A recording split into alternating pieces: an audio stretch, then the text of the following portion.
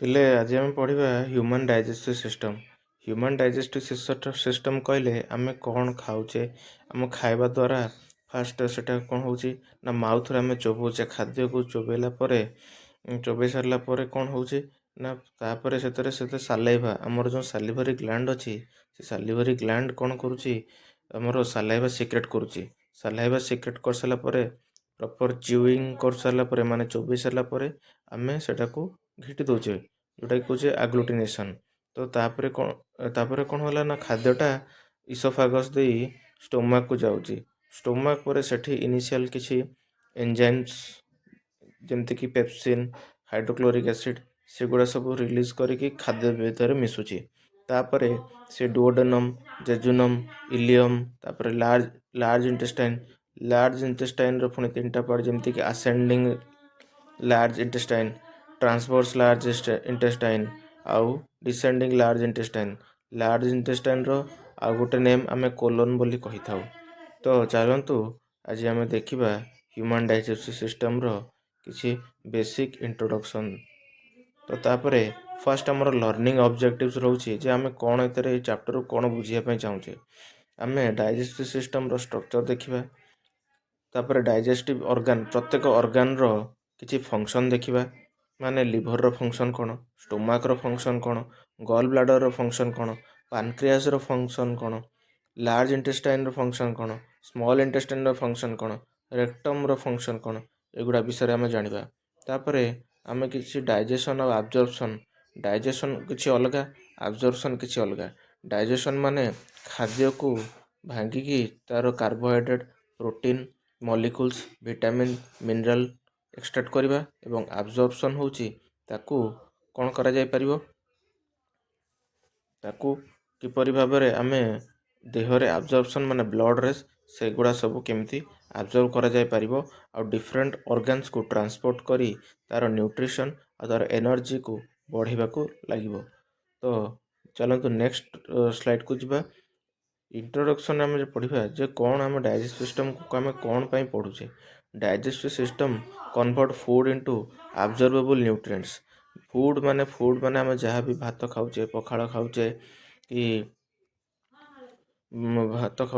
ଖାଉଛେ କିମ୍ବା କିଛି ଡାଲମା କିମ୍ବା କିଛି ଯାହା ବି ଜିନିଷ ଖାଉଛେ, ଫୁଡ୍ କାହାକୁ କୁହାଯାଏ? ଫୁଡ୍ ଏହାକୁ କୁହାଯାଏ ଯେକୌଣସି ଖାଦ୍ୟ ଆମେ ଖାଉଛେ ସେଇଟାକୁ ଆମେ ଫୁଡ୍।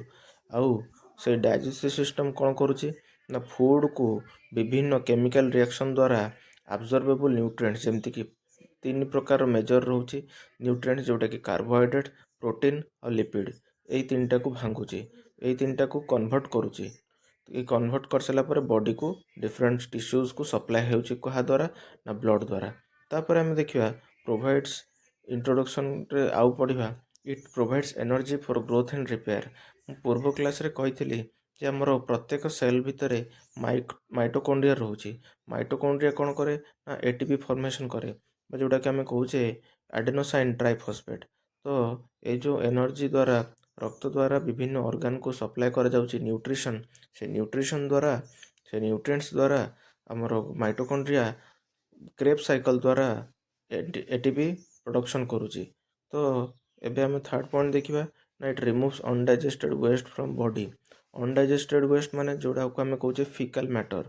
ତ ସେ ଫିକାଲ୍ ମ୍ୟାଟର୍ କ'ଣ ହେଉଛି ନା ଯେତେବେଳେ ଖାଦ୍ୟର ଯାହା ଦରକାର ନ୍ୟୁଟ୍ରିସନ୍ ସେଗୁଡ଼ା ଆବଜର୍ବ ହେଇଗଲା ପରେ ସେଇଟା ଫିକାଲ୍ ମ୍ୟାଟର୍କୁ କନଭର୍ଟ ହେଉଛି, ଯାହାଦ୍ୱାରା ସେ ଲାର୍ଜ ଇଣ୍ଟେଷ୍ଟାଇନ୍, ଯେଉଁଟାକି ଆସେଣ୍ଡିଂ କୋଲନ୍, ଟ୍ରାନ୍ସଭର୍ସ କୋଲନ୍ ଆଉ ଡିସେଣ୍ଡିଂ କୋଲନ୍ ଦ୍ୱାରା ରେକ୍ଟମ୍ ଆଉ ଆନସ୍ ଦେଇକି ଫିକାଲ୍ ମ୍ୟାଟର୍ ଏକ୍ସକ୍ରିଟ୍ କରାଯାଉଛି। ତ ଇଏ ଥିଲା ରିମୁଭ୍ସ ଅନଡାଇଜେଷ୍ଟେଡ୍ ୱେଷ୍ଟ ଫ୍ରମ୍ ବଡି। ତାପରେ ଆମେ ଦେଖିବା କ'ଣ କ'ଣ ଅର୍ଗାନ୍ସ ରହିଛି ଡାଇଜେଷ୍ଟିଭ୍ ସିଷ୍ଟମ୍ର। ଅର୍ଗାନ୍ସ ଯେମିତିକି ଡାଇଜେଷ୍ଟିଭ୍ ସିଷ୍ଟମ୍ର ରହିଛି ଏଲିମେଣ୍ଟାରୀ କାନାଲ୍। ଷ୍ଟାର୍ଟିଂରୁ ଆମର ହେଉଛି ଏଲିମେଣ୍ଟାରୀ କାନାଲ୍ର କ'ଣ କମ୍ପ୍ରାଇଜ୍ କରେ ନା elementary canal comprises from mouth to anus. ତା ଭିତରେ ଯେତିକି ସବୁ ଅର୍ଗାନ୍ସ ରହିଛି ସେଗୁଡ଼ା ବି ମଧ୍ୟ ଆମେ ଦେଖିଦେବା କ'ଣ କ'ଣ ନା ମାଉଥ୍ ପରେ ଇସୋଫାଗସ୍କୁ ଆମେ କହୁଛେ ଫୁଡ୍ ପାଇପ୍। ଇସୋଫାଗସ୍ ପରେ ରହିଲା ଷ୍ଟୋମାକ୍ ପରେ ରହିଲା ସ୍ମଲ୍ ଇଣ୍ଟେଷ୍ଟାଇନ୍ ପରେ ରହିଲା ଲାର୍ଜ ଇଣ୍ଟେଷ୍ଟାଇନ୍।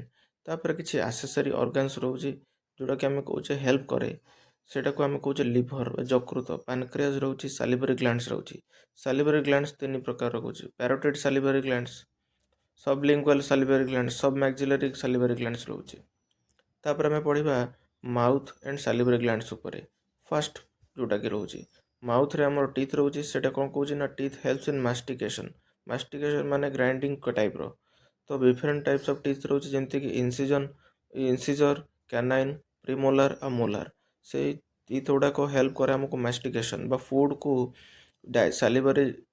सालिवरी अमाइलेज जोटा कि हम कहूचे माने जोटा सलाइवा, से टीथ हेल्प्स इन मास्टिकेशन माने फूड आइटम्स गुड़ाक बारंबार बारंबार च्यू करके ताको ग्राइंडिंग करके ता सहित सालिवरी अमाइलेज मिक्सिंग करवा। तो ସେଇଟା को आम कहूचे थर्ड पॉइंट जोटा कि सालाइवा कंटेन्स अमाइलेज एंजाइम। से जो सालाइवा कंटेन्स अमाइलेज एंजाइम सेटा को आम कहूचे सालिवरी अमाइलेज। एटा कौथरे थाए ना सालाइवा रे थाए। तापरे माउथ रे कौन हुए ना स्टार्च, आम खाद्य रे बहुत सारा कंपोनेंट अच्छी जमती कि कार्बोहाइड्रेट, प्रोटीन, लिपिड। तो खाद्य जो स्टार्च जो अच्छी कार्बोहाइड्रेट भी अच्छी सेगुड़ा डाइजेशन माउथ रे बिगिन कर जाए माने आरंभ हो जाए। तापर आम पढ़ा नेक्स्ट ऑर्गन जोटा कि आम कहूचे इसोफेगस। इसोफेगस रो अदर नेम होचे फूड पाइप। तो इसोफेगस कौन करे ना muscular tube, it is a muscular tube connecting mouth to stomach. तो खाद्य माउथ रु जाइए स्टोमक भितर पशिया हेले ताको गोटे पाइप दरकार। से पाइपटा होचे फूड पाइप और से फूड पाइप रो ना होचे इसोफेगस। तो ये कौन हुए ना तार क्यारेक्टरिस्टिक्स जो आम तो घिटी देले आम माने खाद्य खाई सारी चुबई सारा घिटी देला खाद्यटा किपरि भाव में स्टोमक को पहुँची ना पेरिस्टाल्टिक मूवमेंट्स माने पेरिस्टाल्टिक मूवमेंट्स माने फिजियोलॉजिकल कंट्राक्शन एंड रिलैक्सेशन। किछि मसल्स अच्छी से मसल्स गुड़ाक कंट्राक्ट हेबे और रिलैक्स हेबे, कंट्राक्ट हेबे रिलैक्स हेबे, कंट्राक्ट हेबे रिलैक्स हेबे, जा फल फूड आइटम जोटा कि आम कहूचे आगु कह बोलुस। तो से फूड आइटम बा बोलुस कौन करे ना पेरिस्टाल्टिक मूवमेंट्स द्वारा माउथ रु स्टोमक को पहुँचे क्या द्वारा इसोफेगस द्वारा। तो थर्ड पॉइंट आम देखा नो डाइजेशन अकर्स हियर। ये जो फूड पाइप रे जो पेरिस्टाल्टिक मूवमेंट्स हुए सेगुड़ाक सेठी किछि डाइजेशन हुए नहीं डायरेक्ट जेमिति सालिवरी अमाइलेज सहित बा फूड बोलुसटा जेमिति माउथ रु एक्सक्रीट करथिबो स्टोमक रे से बळे भाबे एंटर करथिबो। तापर आम नेक्स्ट ऑर्गन जिबा जोटा कि आम कहूचे स्टोमक। स्टोमक बहुत इंपोर्टेंट ऑर्गन। यार बहुत सारा पार्ट्स अच्छी जमती कि कार्डियक, फंडस, पाइलोरक्स से भाया एवं बॉडी। स्टोमक रो जो चार्टा पॉइंट मुझे कहली गोटे हूँ कार्डियक पार्ट, गोटे हूँ फंडस पार्ट, गोटे हूँ बॉडी पार्ट आ गोटे हूँ पाइलोरस पार्ट। तो स्टोमक फास्ट हूँ कौन तार गोटे एनाटॉमिकल जदि आम कथा कहबा जार तार शेप विषय जदि आम कथा कहबा सेटा को आम कहूचे जे शेप्ड मस्कुलर ऑर्गन। तो स्टोमक आम क्या कहूचे it is a J shaped muscular organ. It secretes gastric juice जोटा कि आम कहूचे गैस्ट्रिक जूस जोटा कि हेल्प करे डाइजेशन पाई। तापर स्टोमक रे मध्य हाइड्रोक्लोरिक एसिड सिक्रेट हुए। हाइड्रोक्लोरिक एसिड कौन करे ना खाद्य रे थिबा जर्म्स जमती कि किछि abnormal डर्टी थिंग्स जोटा कि germs and activate enzyme. Hydrochloric acid kills germs बा जोटा कि आम कहूचे बैक्टेरिया बा किछि पैरासाइट जदि किछि थाए ताकू सब हेल्प करे किल करिवारे सेमानकू मारिबारे हेल्प करे हाइड्रोक्लोरिक एसिड। एवं इट एक्टिवेट्स एंजाइम्स किछि एंजाइम्स अच्छी जोड़ा कि इनएक्टिव फॉर्म रे थाए एवं हाइड्रोक्लोरिक एसिड ताको एक्टिव फॉर्म को कन्वर्ट करे। तापर आम पढ़ा प्रोटीन डाइजेशन बिगिन्स। आमर खाद्यटा जो माउथ रे आम देखते से कौन हुए ना स्टार्च स्टार्च स्टार्च रो डाइजेशन हुए बा स्टार्च बा कार्बोहाइड्रेट डाइजेशन हुए कोटी माउथ रे, किंतु स्टोमक रे प्रोटीन डाइजेशन बिगिन्स हुए माने प्रोटीन डाइजेशन आरंभ हुए किंतु शेष हुए नहीं। आगो को आहरी secretion from pancreas, secretion from small intestine द्वारा प्रोटीन डाइजेशन हुए। तापर आम नेक्स्ट एबे जाइबा कौन ना खाद्य बर्तन स्टोमक रु पाइलोरस द्वारा स्मॉल इंटेस्टाइन को जीव। स्मॉल इंटेस्टाइन रे तीन टा पार्ट थाए, गोटे हूँ प्रोक्सिमल पार्ट, गोटे हूँ मीडियन पार्ट आ गोटे हूँ डिस्टल पार्ट। तो प्रोक्सिमल पार्ट को आम डुओडेनम कहूचे, मिडिल पार्ट मीडियन पार्ट को आम कहूचे जेजुनम एवं लास्ट पार्ट जोटा कि डिस्टल पार्ट को आम कहूचे इलियम। तो डुओडेनम, जेजुनम, इलियम। तो स्मॉल इंटेस्टाइन कौन थाए ना it is the longest part of elementary canal. Elementary canal कौटू स्टार्ट हुए ना माउथ रु आ शेष हुए कौटी ना आनस रे। किंतु जदि आम पचारे what is the longest part of elementary canal सबुठु लंबा एलिमेंटरी कैनाल को पार्ट रही ना सेटा को आम कहे स्मॉल इंटेस्टाइन। तापर आम देखा complete digestion occurs here. Small intestine रे बहुत सारा कौन हुए ना स्मॉल इंटेस्टाइन रे बहुत सारा एंजाइम्स जमती कि पेप्सिनोजेन, ट्रिप्सिन, काइमोट्रिप्सिन एगुड़ा सब सिक्रेट हुए। तो कंप्लीट डाइजेशन एटी अकर्स हियर, माने complete digestion of carbohydrates, complete digestion of proteins, complete digestion of lipids occurs in small intestine. तो एठी डाइजेशन तो हो गला किंतु ताको आब्जर्व भी हवा दरकार। आब्जर्व हो सारा पर ताको ब्लड स्ट्रीम को सिक्रेट करिया भी दरकार। तो कोउ गोटे जिनस बा एमती गोटे कोउ वस्तु बा एमती गोटे कोउ कोशिका अच्छी बा कोशिकार पार्ट अच्छी बा सेल रो पार्ट अच्छी जोटा कि हेल्प करे आमको, जोटा कि हेल्प करे कौन हुए ना खाद्य पदार्थ को जोटा कि कार्बोहाइड्रेट, लिपिड और प्रोटीन हेल्प करे ब्लड स्ट्रीम को आब्जर्व करने। तो सही पार्टर ना हूँ इंटेस्टिनल भिलाई, जोटा कि आम कहे villi. It helps in absorption of nutrients. Nutrients कहले आम कौन कहे ना खाद्य रे थिबा कार्बोहाइड्रेट, प्रोटीन और लिपिड। तो भिलाई कौन करे ना it increases surface area. Surface area बढ़ी गले आब्जर्प्शन रेट बढ़ी जाए। तो सही आम कहुई जे villi increase surface area and it helps in absorption of nutrients. एवं स्मॉल इंटेस्टाइन खाद्य जाइकी स्मॉल इंटेस्टाइन इलियम रु जीव तापर असेंडिंग पार्ट ऑफ कोलन को जीव। Ascending part of colon, colon कहले आम कौन बुझू, कोलन कहले आम लार्ज इंटेस्टाइन बोली बुझू। ताहले एबे चलतु लार्ज इंटेस्टाइन विषय पढ़ा। लार्ज इंटेस्टाइन कौन करे ना it helps in absorption of water and salts. आम खाई सारा परे पानी जो पीऊ बा खाद्य पदार्थ रे जो जलीय अंश अच्छी सेगुड़ाक लार्ज इंटेस्टाइन रे आब्जर्व हुए बा कौन कह जाए माने सेठी वाटर भी आब्जर्व हुए एवं सॉल्ट्स भी आब्जर्व हुए। सॉल्ट्स कहले कौन ना सॉल्ट कहले आम हायर क्लासेस रे पढ़ा जे reaction of acid plus base helps in production of salt. तो एठी आम जो सॉल्ट विषय पढ़ुचे सेगुड़ा कौन ना खाद्य पदार्थ रे थिबा बेसिक जिनस आउ हमर खाद्य रे थिबा हाइड्रोक्लोरिक एसिड आ बेस मिसला पर जो सॉल्ट्स तैयारी हुए ता सहित आम जो खाऊे टेबल सॉल्ट जोटा कि आम कहे सोडियम क्लोराइड सेगुड़ा मध्य आब्जर्व हुए यही लार्ज इंटेस्टाइन रे। तो लार्ज इंटेस्टाइन रे कौन कौन आब्जर्व हुए वाटर आउ सॉल्ट। तापर आम कौन देखिले it helps in formation of fishes. Fishes को आम कौन कहे फिकाल मैटर भी कहे जोटा कि आनस द्वारा निर्गत हो जाए बाहर को। तापर आम कौन कहले एजेसन थ्रो आनस आमर मु कही कौन ना एलिमेंटरी कैनाल स्टार्ट हुए माउथ रु एवं शेष हुए आनस रु। तो आम खाद्य खाइले माउथ पटे आ फिकाल मैटर बाहरला आनस थ्रो रे। तो ये थिला लार्ज इंटेस्टाइन रो किछि फंक्शन। तापर आम पढ़ा आसेसरी ऑर्गन्स। आसेसरी ऑर्गन्स कहले कौन ना आसेसरी ऑर्गन्स कहले आमको आम कौन बुझा जे डाइजेशन रे हेल्प करने जो प्राइमरी पार्ट्स रही किसी सेकेंडरी पार्ट्स मध्य रही सेकेंडरी ऑर्गन्स अच्छी जो मैंने हेल्प करती डाइजेशन रे इनडायरेक्टली नॉट डायरेक्टली। तो से भाया किसी अच्छी जोटा कि आम रहा लार्जेस्ट ऑर्गन जोटा कि आम कहे लिभर। लिभर कौन करे ना इट प्रोड्यूसेस बाइल। से गोटे माने गोटे फ्लूइड सिक्रेट करे जोटा कि आम कहे बाइल। तो तापर लिभर रो पछपट को बा पोस्टीरियर सरफेस रे कौन थाए गॉल ब्लैडर। तो गॉल ब्लैडर कौन करे ना it helps in storing the bile. Liver रु तो बाइल प्रोडक्शन हो गला किंतु बाइल आमको केतेबेले दरकार सब बेले तो दरकार नहीं से तार स्टोरेज मध्य दरकार। तो से स्टोरेज कोठी रहिला ना गॉल ब्लैडर रे।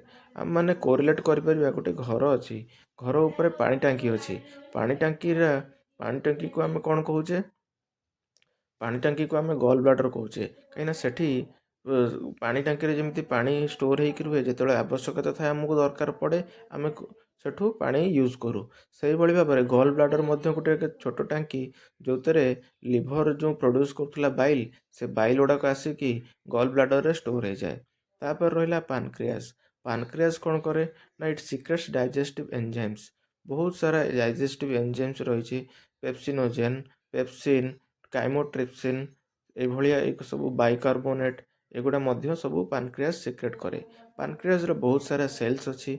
पानक्रियास रो मध्य गोटे स्पेशल पॉइंट होची it is A exocrine plus endocrine organ बा जहाँ को आम कौचे पाराक्राइन ऑर्गन बस इटा endocrine plus exocrine endocrine component कौन सिक्रेट करे ना इंसुलिन ग्लूकागन ए दुईटा सिक्रेट करे तो समस्ते कहते जे क्या जे तार डायबिटीज हो जाए से इंसुलिन नौची तो ता माने होची जे से जो इंसुलिन नौची जेहेतु तार पानक्रियास डाइजेस्टिव एंजाइम आउ इंसुलिन और ग्लूकागन तैयारी करि पार नै भलसे सेतिपई आमे इंसुलिन देई थाउ एक्सटर्नाली तो ये थिला लिभर गॉल ब्लाडर आ पानक्रियास लिभर रे कौन आउ किछि थाए जेमति कि लिभर रे लिजन्स होता है बा लिभर रो फैटी लिभर मध्य होता है due to excess intoxification of alcohol से लिभर बहुत प्रोब्लेम होता है तापर आम पढ़ा चलतु प्रोसेस ऑफ डाइजेशन प्रोसेस रे बहुत सारा पॉइंट्स अच्छे जोटा को आमको जानिबा दरकार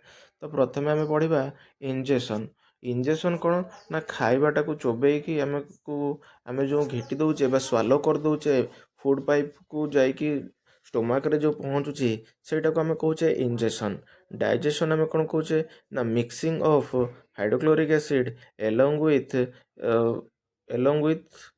hydrochloric acid along with pepsin trypsin chymotrypsin एगुड़ा सब जो रोचे डाइजेशन रे हेल्प करुच्ची कौन करुच्ची ना conversion of food material into absorbable forms जोटा कि आम कहे कार्बोहाइड्रेट लिपिड्स और प्रोटीन्स तो ये थिला डाइजेशन तापर आम थर्ड पॉइंट देखिए एब्जॉर्प्शन ये जो कार्बोहाइड्रेट प्रोटीन बा लिपिड जो रहिला एगुड़ा को एब्जॉर्ब होबे कोउट को ना विलाई द्वारा इंटेस्टिनल विलाई द्वारा ये सब ब्लड फ्लो को एब्जॉर्ब हो तो सहीटा को आम एब्जॉर्प्शन बोली कहूचे so absorption is the transport of the nutrients from the lumen of the gut into the blood stream सेटा को आम कहूचे एब्जॉर्प्शन तापर रहा एसिमिलेशन ये जो कार्बोहाइड्रेट्स प्रोटीन्स लिपिड्स एगुड़ा जाइए डिफरेंट बॉडी टिश्यूज रे हेल्प करे न्यूट्रिशन बचारे तो सहीटा को आम कहे एसिमिलेशन तापर रहा थर्ड लास्ट पॉइंट जोटा कि आम कहे इजेशन माने excretion of the faecal matter through the anus तो सहीटा को आम कहे the food materials get excreted out from the anus through the peristaltic movements by the process of egestion तो ये थिला इंजेक्शन डाइजेशन एब्जॉर्प्शन एसिमिलेशन और इजेशन तापर आम पढ़ा किसी एग्जाम पॉइंट्स जोटा कि किसी आम जाना दरकार जे किसी डाइजेस्टिव एंजाइम्स रो ना कौन तो डाइजेस्टिव एंजाइम्स रो ना हला पेप्सिन ट्रिप्सिन काइमोट्रिप्सिन कोलेसिस्टोकाइनिन आगुरी मध्य हाइड्रोक्लोरिक एसिड मध्य यूज करा जाए तापरे किसी फंक्शंस ऑफ बाइल दरकार बाइल आल्सो हेल्प्स बाइल कोट सिक्रेट हुए ना लिवर सिक्रेट हुए तापर आम पढ़ा फंक्शन ऑफ बाइल रे कौन थाए ना बाइलटा आमर सिक्रेट हुए लिवर रू एवं लिवर रू सिक्रेट हुए बाइल जाए गॉल ब्लाडर रे स्टोर हुए गॉल ब्लाडर रू बाइल निर्गत हो फूड जो अच्छी बोलुस रही से बोलुस रे मिक्सिंग हो जाए for the further digestion and absorption तापर आम जाना दरकार जे difference between digestion and absorption digestion कौन और एब्जॉर्प्शन कौन digestion is the conversion of the food materials into various nutrients like carbohydrate proteins and lipids absorption कौन absorption होची the process of intake of carbohydrate protein and lipids into the bloodstream for the transport to various tissues and tissues it is called as absorption तापर आम पढ़ले labelled diagram of digest system तुम मैंने पिले diagram ड्र कर सारापर तार parts गुड़ाक अच्छे जोड़ा मुझे तुमको कहीदे तुम मैंने ड्र करदेव से फॉर द बेटर माने भल कि बुझापी जोटा कि आम कहे माउथ तापर रहा सैलिवरी ग्लैंड तापर रहा एलिमेंट्री कैनाल तापर स्टोमक रू जाइए तापर डुओडेनम तापर जेजुनम तापर इलियम तापर ascending part of colon transverse part of colon descending part of the colon तापर रेक्टम ये सब जाक हूँ डाइजेस्ट सिस्टम तापर गोटे एक्स्ट्रा पॉइंट किसी मुझे कहीदे आम जोटा कि आग को हेल्प कर तुम मानक जोटा कि आम कहे एलिमेंट्री कैनाल को जब आम कट सेक्शन नहीं जावा जेकोसी डाइजेस्टिव ट्रैक्टर कट सेक्शन नवा कट सेक्शन नेले आमको चारिटा लेयर देखा जाए। से चारिटा लेयर होची कौन? से चारिटा लेयर होची म्यूकोजा, सबम्यूकोजा, मस्कुलरिस प्रोप्रिया, तापर होची सेरोसा। तो कौन थिला म्यूकोजा जोटा कि फूड सहित डायरेक्ट कांटेक्ट रे आसे ताकू सपोर्ट करे सबम्यूकोजा जो तारे मिजनस प्लेक्सस थाए जोटा कि आम कहे तार जो नर्व सप्लाई थाए सेटा को आम मिजनस प्लेक्सस बोली कहू। सबम्यूकोजा परे मस्कुलरिस प्रोप्रिया थाए सेटा कौन थाए the inner circular muscles, outer longitudinal muscles. तो याकू जो इनर सर्कुलर मसल आ आउटर लॉन्गिट्यूडिनल मसल को किसी नर्व सप्लाई थाए से नर्व सप्लाई को आम कहे माइंटेरिक प्लेक्सस। तो इनर सर्कुलर मसल तापर माइंटेरिक प्लेक्सस तापर outer longitudinal muscles. Outer longitudinal muscles परे आउ गोटे लेयर थाए जोटा को आम कहे सेरोसा। तो चार्टा layer 4 layers of the alimentary canal are mucosa, submucosa, muscularis propria तापर रहिला सेरोसा। मस्कुलरिस प्रोप्रिया रे आमे कोन देखुचे ना inner circular muscles, outer longitudinal muscles. तो ये थिला डाइजेस्टिव सिस्टम रो किछि पॉइंट्स गुड़ाक थिला जोटा कि बेसिक ओवरव्यू एतिक माने तुम जानिया को पड़िबो। एतिक जानले ही तुम एग्जाम रे किछि एक्स्ट्रा पढ़ी की लिखि परिबो। Thank you.